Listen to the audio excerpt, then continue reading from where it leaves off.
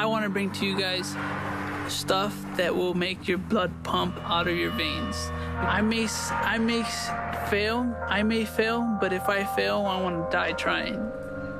We're all gonna die anyways. It's just a matter of how and when. A young woman makes her first court appearance for the death of her boyfriend. She allegedly shot and killed him accidentally, trying to make a YouTube video. Starting to take a dangerous turn. I'm gonna warn you, this isn't disturbing footage.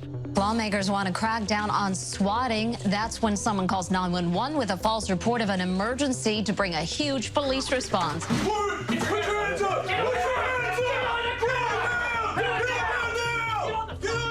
What's so compelling about online pranks that makes people risk their lives in pursuit of infamy?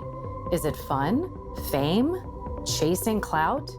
Is it all about the money? Or is it all of the above? These next generation jackasses are raking in millions of views, followers, and dollars. Influencers are competing for your attention with an escalating prank war that's no joke.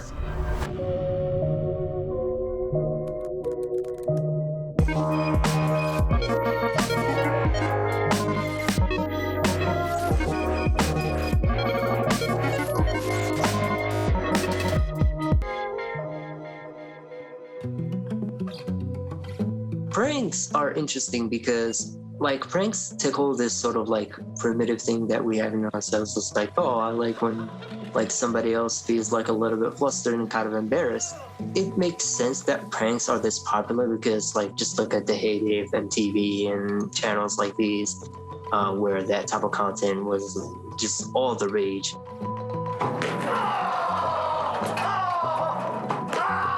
Because they're like a simple format, someone can just like subscribe to a prank channel and just like keep watching pranks. The fact that they're so easily digestible and they tend to be pretty formulaic makes them just like a completely dominant category on YouTube and even other social media platforms.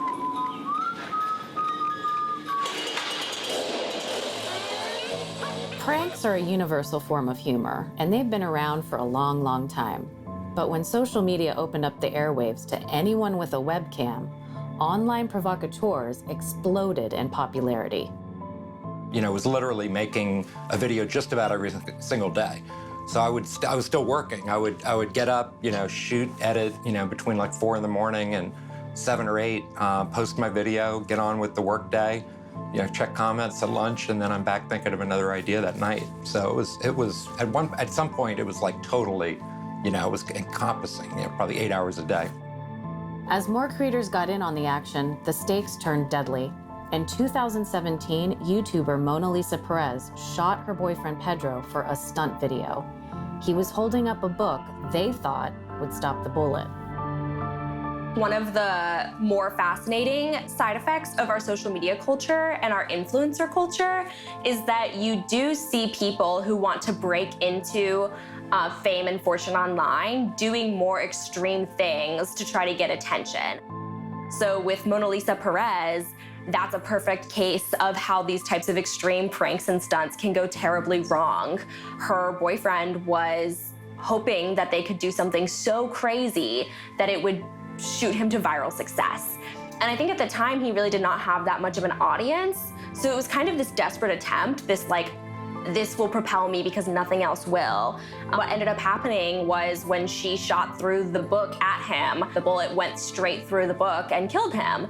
And that's obviously a rare case of a prank gone wrong, but it also feels like an inevitability of the fact that people are pushing themselves to more and more extreme limits in the pursuit of internet fame.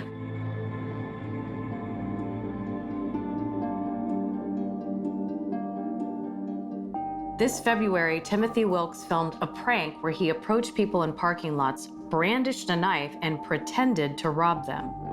He was fatally shot. As far as this YouTube stuff, this is something new to me that he was actually into. Really check on what your children are doing. It needs to be awareness now that this is very dangerous.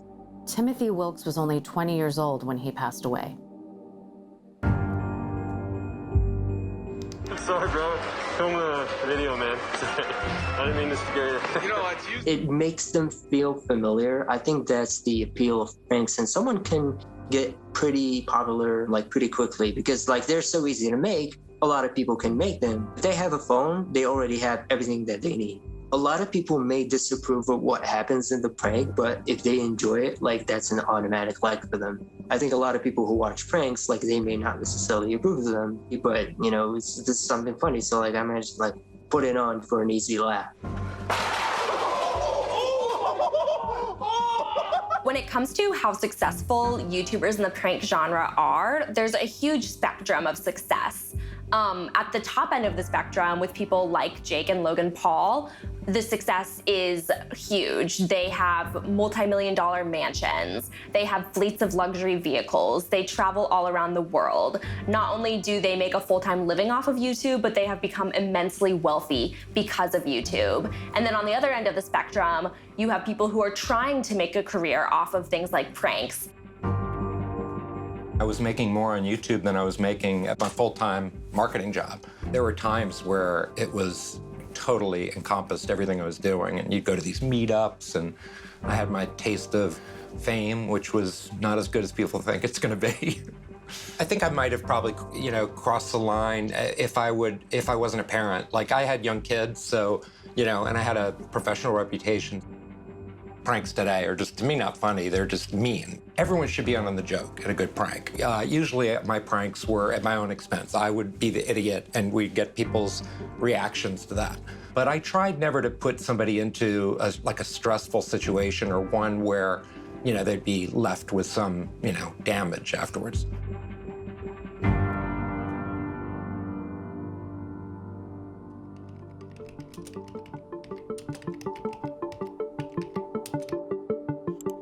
Hey guys! So, I got a prank for Cody. I bought this here invisible ink, and I'm gonna squirt it all over his carpet and start flipping out. Some pranksters aren't so concerned with collateral damage. Pranksters like Heather and Mike Martin. The Maryland couple created their YouTube channel to chronicle their family hijinks and quickly realized that videos that involved pranking, scaring, or hurting their kids translated to big views and 750,000 subscribers. We gotta sell all your Pokemon cards! After a public outcry, the Martins were convicted of child neglect, sentenced to 5 years probation, and lost custody of 2 of Mike's children from a previous marriage. But they still couldn't stop. The Martins continued to crank out content until YouTube finally shut their channel down in 2018. The Daddy05 channel was, again, a really extreme example because you ended up having a legitimate case of child neglect to go through daily filming and go through your whole adolescence and maturity, having a camera trained on you all of the time.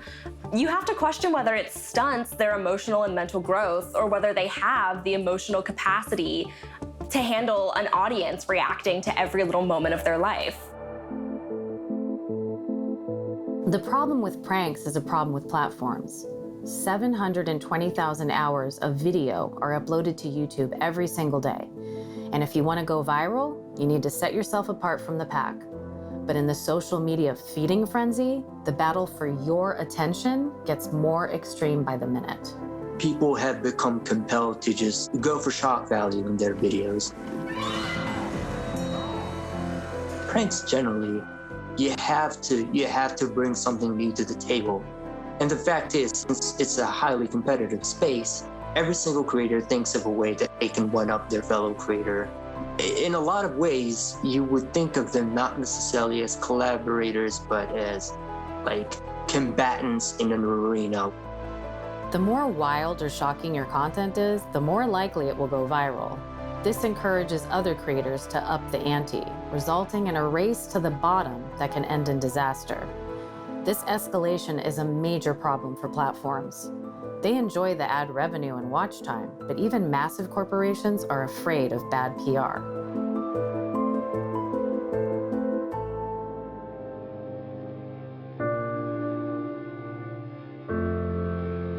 We have the technology, we have the scale, and companies have certainly the money to figure out this problem.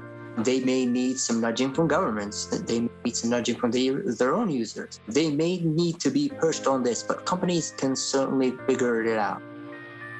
In 2019, following the rise of the Bird Box Challenge that encouraged people to perform dangerous activities while blindfolded, YouTube banned harmful pranks for good. So far, it's been working with mixed results, but even if YouTube belatedly agreed to police its own platform, what about TikTok? What about Instagram or Facebook or the next social media sensation? What about human nature?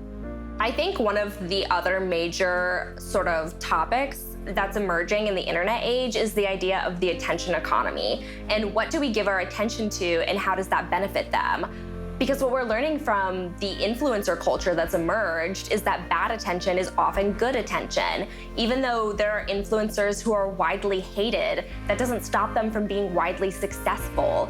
And when it comes to the influencer culture that we've spawned because of that, you're starting to see some nasty side effects of the types of people that we've allowed to become famous. We're conditioned to love watching train wrecks, but combine that impulse with the potential for viral fame and the free-for-all attitude of the most powerful platforms, and you've got the perfect recipe for some very bad influence.